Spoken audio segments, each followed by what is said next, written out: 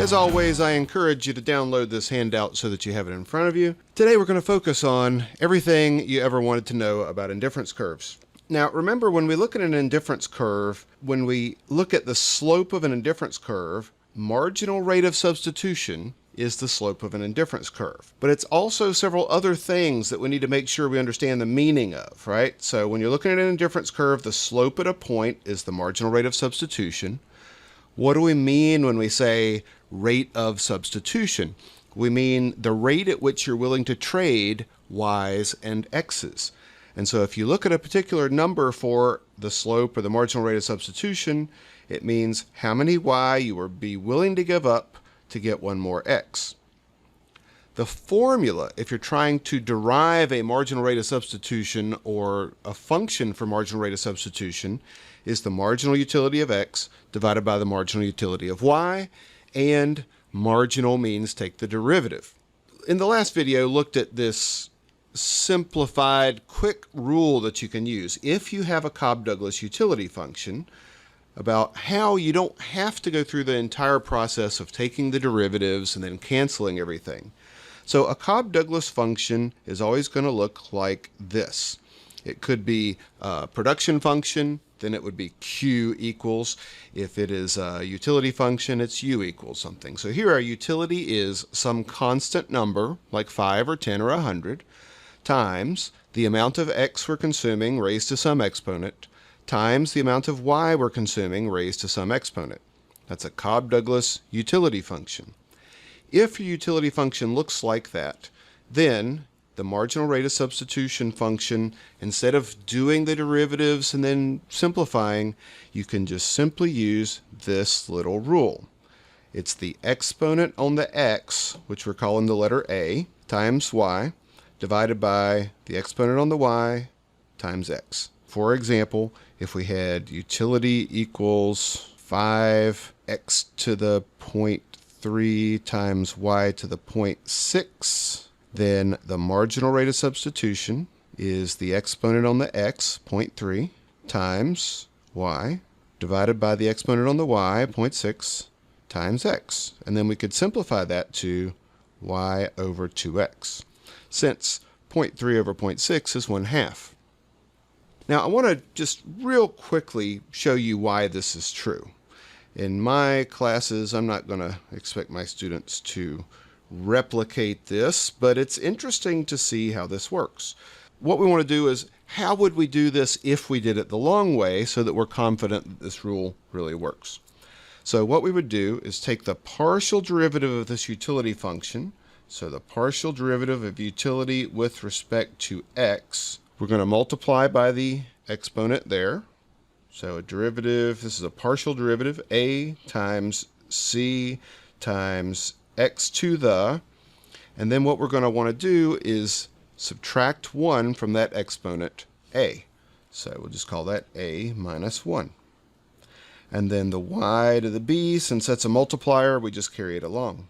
Now doing a similar kind of thing, if we do the partial derivative of utility with respect to y, and we'll put that in the bottom of a denominator of a fraction here, then we would do the same thing, except here we're taking the derivative of the y part here. So b times c times x to the a times y to the b, subtract 1 from that exponent. Now what we can see here right off the bat is that the constant c is going to cancel. That's why most of the time when you see a utility function that's a Cobb-Douglas form, we don't write it with a constant in front, because it doesn't matter in terms of the preferences of the person. Instead of somebody saying, I'm 100 happy, I'm 1,000 happy. You're multiplying it by 10.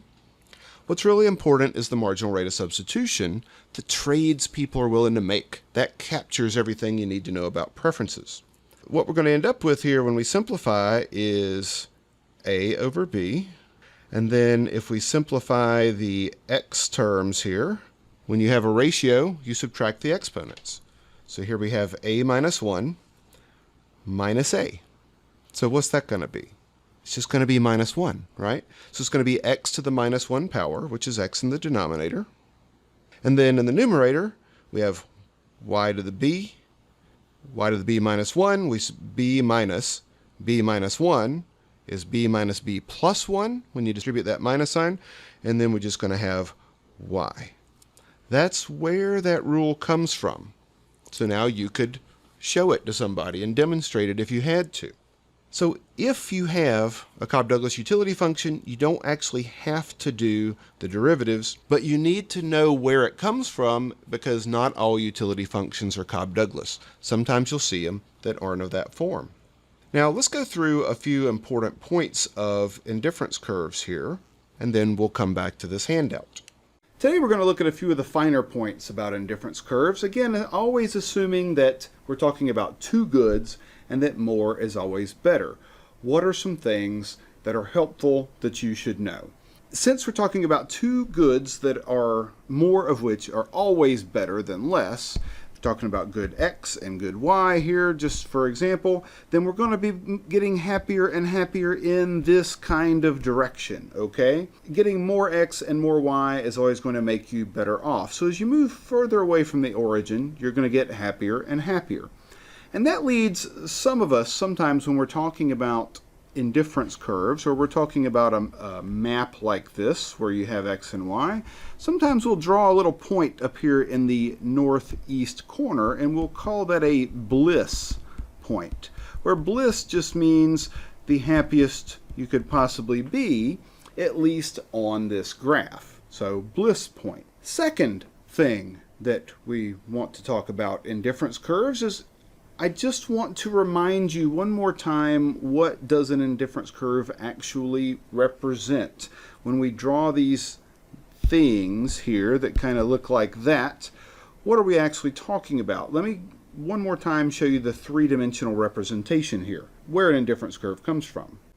So here we're looking at a utility surface in 3 dimensions, and we can spin this surface around, we can look at the underneath of the surface, but sometimes people will call this a utility hill, and the idea is that we have two goods here, and we have on this axis over here, say soda, and on this axis pretzels. And as we consume more of these things, we're climbing and climbing and climbing up this hill, and we're getting more and more utility. And that's this z-axis over here is utility, 20, 40, 60, 80, 100, 120. So as we get more utility, we must be consuming more pretzels or more soda in order to get more utility. Now these little lines going around that are what we call level curves, because they are level, represent all the different ways on this surface that we could get a certain amount of utility. This one here looks like it might be for about 30 utils, and this one might be 40 utils, and this one might be 50 utils. And if we take this surface and we turn it to where we're looking straight above it, looking down, then you can see these indifference curve shapes here, okay?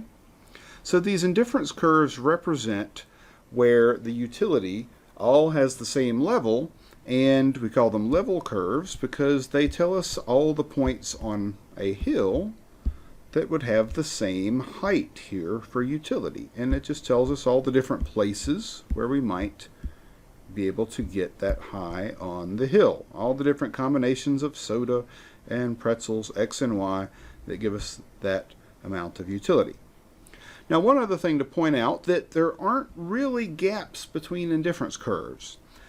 What I'm trying to say is there are an infinite number of indifference curves, and when we draw a few on a graph like this, we leave some space. But make sure you understand that there are indifference curves everywhere. So it's not like there's an indifference curve for 20 utils and one for 30, and then there's nothing in between. We can draw as many of these indifference curves as we like. And so let me just do that so you can see how we can keep adding an obnoxious number of these indifference curves if we want to. So on this one I had 10. We could change that to, say, 30 indifference curves, and you see that there are a whole lot more of these indifference curves there. When we turn it up, you can see that they're a lot closer together. We could go back and put even more. We could put 100 indifference curves, or 1,000, or 1,000,000. There's really no limit to how many of these we could put. And so don't get fooled into thinking that just because you see a graph with a few indifference curves on it, that means that there aren't an infinite number of them. So there's an indifference curve for every possible value of utility, 3 and 3.00001, for example. Now the next thing to make sure, if you really want to understand indifference curves, is to make sure that you understand that indifference curves must always slope downward. They must always slope downward. Sometimes when you're in a hurry or you're not really thinking and you're asked to draw an indifference curve, you might draw something that looks like this. And that can't be an indifference curve, again, if we're assuming that x and y are both good things. So they're both goods, and we're just going to assume for simplicity that more x is always better and more y is always better. And why this can't be an indifference curve in that case is if we pick 2 points here, the consumer couldn't be indifferent between these 2 points, because here we have about 6x and about, say, 3.5y, and up here we have 10x and we have about 5y. Well, if these things are both goods and we're happier when we have more x or more y, you can't have this upward sloping part, because you can't be indifferent between this point that has more and this point that has less. And similarly up here we can find a couple of points, right? Here we have 2x and 10y. Here we have 3x and 13y. They can't be on the same indifference curve. So if you're really going to draw an indifference curve, you have to make sure in the case where x and y are both goods that you sketch it so that it always has a negative slope everywhere where you're drawing it. Another common question I see on tests or on textbooks is they'll ask you, would it be possible to have an indifference curve that kind of comes down and then hooks like this? Well, of course, you know that can't be true. All right? Next point about indifference curves, just to make sure that you understand, is that you can't have 2 indifference curves that cross. So let me draw 2 indifference curves here. So here's indifference curve 1 that's red. Here's indifference curve 2 that's green. Let's call the red one indifference curve A. Let's call the green one indifference curve B. Look at this point here where they intersect. If these are really 2 different indifference curves for 2 different levels of utility, how is it that you could have 2 different levels of utility here for the same point, right? For exactly the same point right there. That doesn't make any sense. If we look at these 2 points down here, let me draw a little blue dot. So this one point, let's call it point C, and this point D. Here, because D has more of x and y than C, we'd have to conclude that D is better than C. And therefore, we'd have to conclude that indifference curve A must have a higher utility than B. But then we can go over here and look at points E and F. And because F has more of x and y than E, well, F must be preferred to E. However, that would mean that indifference curve B must be better than, must have a higher level of utility than indifference curve A. But that contradicts what we just said down here. So it just doesn't make any sense at all to have indifference curve cross. Okay? Next point about indifference curves is indifference curves cannot be thick. So if we draw an indifference curve, like this pink one here, that doesn't make any sense that the indifference curve is thick. Again, using some similar kind of logic to what we've said before, each indifference curve is assuming that we're talking about a certain level of utility, say maybe u equals 10. We're getting 10 utils there. And that you're indifferent anywhere along that indifference curve. However, if an indifference curve was thick, that means we could have 2 different points, like this, on the same indifference curve. Well, again, this point, if we're assuming that x and y are goods, this point must be preferred to this lower point, where you get less of both x and y. One more thing is, let's just review, because we can't say this enough when we're talking about indifference curves, is, of course it's got to slope negatively, slope downward everywhere. You always have to make sure when you're talking about indifference curves, make sure you really think about and understand what the slope of an indifference curve means. The slope of that indifference curve, let me draw one that really changes slope a little bit more obviously here. Slope of that indifference curve tells you the MRS, the marginal rate of substitution. And that marginal rate of substitution tells you your willingness to trade X for Y. The marginal rate of substitution, you can see that the slope here of this curve is changing. It's very steep here, it's kind of, in between here, and it's very flat over here. That tells us that your willingness to trade X's for Y's is changing as we move along this curve. Being steep over here tells us that you are willing to trade a lot of Y for one more X. Let's suppose that over here, I'm not going to calculate it, let's suppose that the slope was 5, actually minus 5, right? What that would mean is that you'd be willing to trade 5 Y's in order to get one more X over here. Why might that be the case? Well, that might be the case because here you don't have much X and you have a lot of Y, so you'd be willing to trade a lot of Y in order to get one more X. That makes perfect sense. Down here in the middle, you've got more X. You have less Y. So here the slope is smaller. The slope here might be minus 1. The marginal rate of substitution, usually we talk about the absolute value, so the marginal rate of substitution would be 1, and that would be telling us that you would be willing in this region to trade 1 Y. Not a lot of Y, but you'd be willing to trade 1 Y in order to get one more X. And then down in this region, it's very flat. The slope might only be 1/4, so that tells us that you're willing to trade only 1/4 of a Y to get one more X. Why? We already have a lot of X, and you hardly have any Y, so it makes sense that as you move along the x-axis and you get more and more X along an indifference curve and less Y, that slope is going to get flatter and flatter, that the marginal rate of substitution is going to become lower and lower. Those are some of the finer points about indifference curves that everybody needs reminding of every once in a while. Okay, now we're back to the handout here. Since most of the time I like to work with Cobb-Douglas utility functions because the marginal rate of substitution is easy to derive and Cobb-Douglas utility functions are interesting enough to capture a lot of the interesting features of preferences that we usually want to talk about. Let's talk about some peculiar, strange things about it. First thing is, if you have Cobb-Douglas preferences, it's only really going to make sense to choose this kind of functional form for your preferences if we assume people would die or get 0 utility if either we don't get any X or we don't get any Y. Now, why is that true? Well, you can see that if we plugged 0 in for either one of these variables, 0 raised to any power is 0, and then 0 times any number on the right side will be 0. So what we're assuming with these utility functions, if they're Cobb-Douglas, is you have to have at least a little bit of X and a little bit of Y, not just one or the other, otherwise this person will get 0 utility.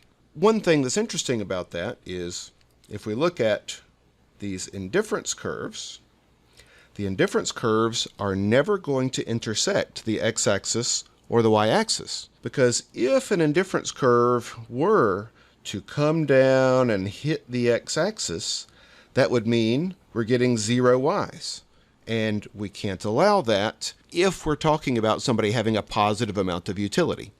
And when we draw an indifference curve, remember, this is telling us all the ways you can get a certain positive amount of utility. We're not going to be drawing an indifference curve for 0 utils. And similarly, we can't have it intersect the y-axis because that would imply that we have no x's.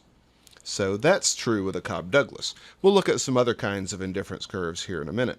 The next thing I want to point out is that there are infinitely many utility functions that give exactly the same preferences, by which I mean they give the same function for marginal rate of substitution when we're looking at Cobb-Douglas utility functions.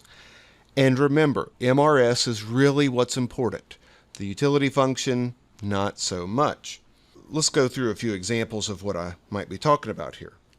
So what if we had the utility function here, utility equals 8 times x times y?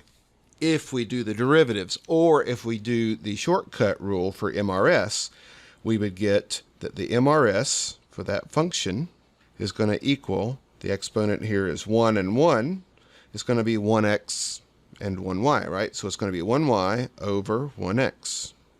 And that is really the important thing when it comes to their preferences. Really, that's going to be exactly the same as u equals xy. It's just the utility levels we're measuring are going to be lower, but the actual number isn't what's important. It's the relative numbers. A higher number tells us something this person prefers more. Even more, what if we had a utility function x to the 0.5 times y to the 0.5? Well, that marginal rate of substitution would be 0.5y over 0.5x, which is still y over x. So this is yet another way to represent the same preferences, the same sorts of choices as 8xy or xy. And same thing if we had the same exponents on x and y, gives us the same marginal rate of substitution because they're going to cancel each other, right? The technical term for what we're looking at here is we'll say that a utility function is going to represent the same preferences if what you're doing to that utility function is a positive monotonic transformation. Positive means you're not multiplying it by a negative number. Monotonic means that things that give a higher value of utility compared to each other within the same utility function, if the same combinations would be preferred in a different function, then that's a monotonic transformation. I don't want to get into too many details here, but for example, a linear function like this, if we were to take the square root of it, the square root function would look more like this, right? Any value on this function that's higher, so this value here is higher than this. If we were talking about utility, it's the same on the other function. If we had some amount of x here, that gives us a higher amount of utility. Same here. So this would be like a prime and b prime. Let's quiz ourselves, see if we really understand this idea. Suppose we had this utility function, x to the 0.2 times y to the 0.4. Can you give me some other utility functions that would have the same marginal rate of substitution? Well, first let's find the marginal rate of substitution here. So this would be the exponent on the x times y, 0.2y, divided by the exponent on the y times x, 0.4x, and that would be y over 2x if we simplified that. What other functions would give us, the utility functions would give us the same marginal rate of substitution function? The answer is anything where the exponent on the y is twice as big as the exponent on the x. So just a couple of random examples here might be something like, u equals x y squared. The exponent on the y is twice as big as the x. Another one might be u equals, let's see, maybe 0.8 here and 0.4 here, right? Because when you put them into the marginal rate of substitution function, whether you're using the shortcut or not, what's going to end up happening is that exponent 0.4 is going to be divided by the 0.8. We're going to end up with y over 2x. Now let's talk about some other kinds of utility functions that you'll see. So first example, let's look at something perfect complements. Perfect complements are things that have to go together. Simple example here might be left shoes and right shoes. So let's say the x-axis here is left shoes, the y-axis is right shoes. Suppose you had 2 of each. You had 2 left shoes and 2 right shoes. What would make you happier? Well, let's consider this point. What if I gave you 1 more left shoe without giving you any more right shoes? Would that make you happier? No. You just have 1 extra shoe that you really couldn't do anything with. Similarly, what if I gave you one more right shoe without giving you any more left shoes. Would that make you happier? No, you'd probably be indifferent. You wouldn't be any happier there. So if we were to draw indifference curves for perfect complements, they're going to look like an L shape like this. The only way to get happier is if you give me one more left shoe and one more right shoe, then that would put me on a higher indifference curve. And then the higher indifference curve would look like this. So these indifference curves are going to look like L's, and your utility again increases as you get more left and right shoes together, and our bliss point would be up there, right? Now, these perfect complements don't necessarily have to be one for one. We could have a situation where you like to make fruit salad, and you like to put, say, apples and bananas in your fruit salad, but you always use 2 bananas for every apple. So what if we had something like this, where you had 4 bananas and 2 apples? I can give you more bananas and you're not going to be happier. I can give you more apples and you're not going to be happier, because you only like fruit salad. That's the assumption we're making. These are perfect complements. They're useless without each other. So here the ratio isn't 1 for 1, but still we have that L shape. Now another interesting option that you might want to model sometime is perfect substitutes. Perfect substitutes would be a case where you have 2 things that are absolutely perfect substitutes for each other. Let me give you the simplest example I can. Maybe on the x-axis we have something like dollar bills here, and on the y-axis here we have quarters. In the US, it takes 4 quarters to equal $1 bill. Suppose we started off somewhere like this. Let's think about things that you would be indifferent between that point. Here you have 4 quarters and you have $1 bill. The 4 quarters is equal to $1 in value, and the dollar bill is of course equal to $1 in value, so you have $2 worth of money here. What's something else that would equal $2 in value? 8 quarters and no dollars would equal $2, and also $2 with no quarters. So your indifference curves would look like a straight line here. You'd be happier anytime anybody gave you more of either kind of currency. You would have more money. But still, our indifference curves are going to look like straight lines with a slope here of -4. With perfect substitutes, the slope is always constant, because what we're saying here is if you give me one more dollar bill, I'd be willing to trade 4 quarters to get that extra dollar bill all the time. Let's think about how we could write these as actual functions. For perfect complements, we could write that kind of utility function this way. My utility equals the minimum of how many left shoes or right shoes I have. For example, just to think this through, if I had 2 left shoes and 3 right shoes, my utility would be 2, because I only have 2 complete pairs of shoes. But if you were to increase my number of left shoes to 3, then my utility would go up, because I would have 3 complete pairs of shoes. But if you only give me 1 more right shoe, my utility won't go up. It'd still be 3. For perfect substitutes, utility functions usually look something like this, a linear kind of function. And if we were looking at that quarters and dollars kind of situation, we could write a utility function this way. My utility equals the number of dollars plus 1/4 times the number of quarters. This is just trying to tell us that each additional quarter only increases my utility a quarter as much as a dollar would. Kind of makes sense, right?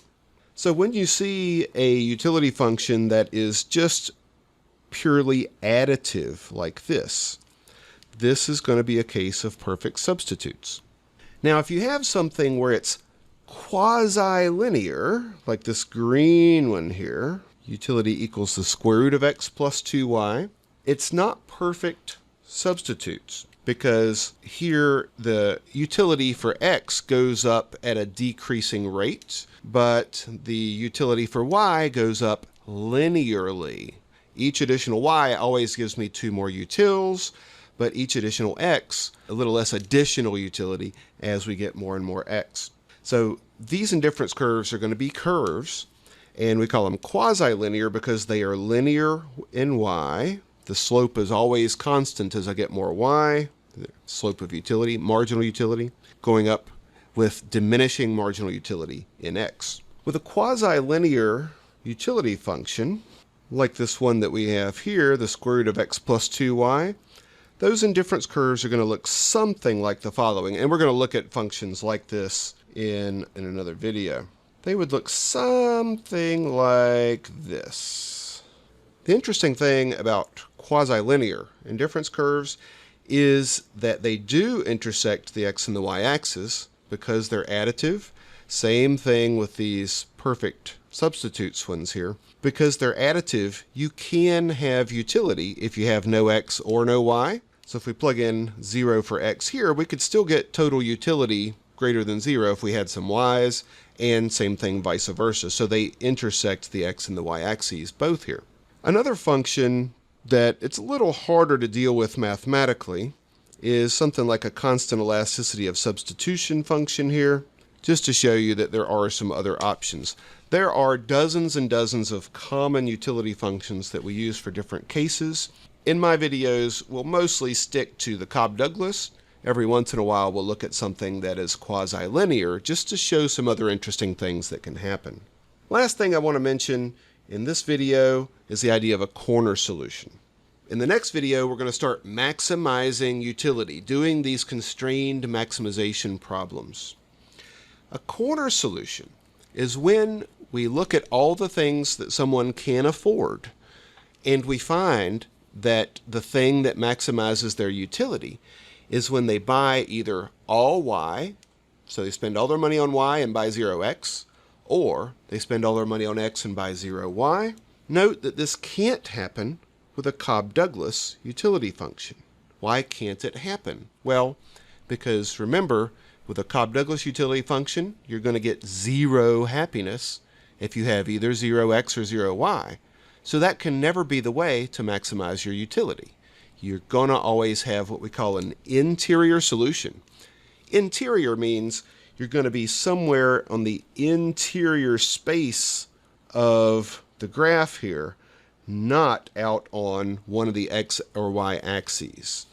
So an interior solution is just when you buy some x and some y. Corner solution, spend all your money on one or the other. So I'm going to end this video here. As always, if you have questions, please let me know.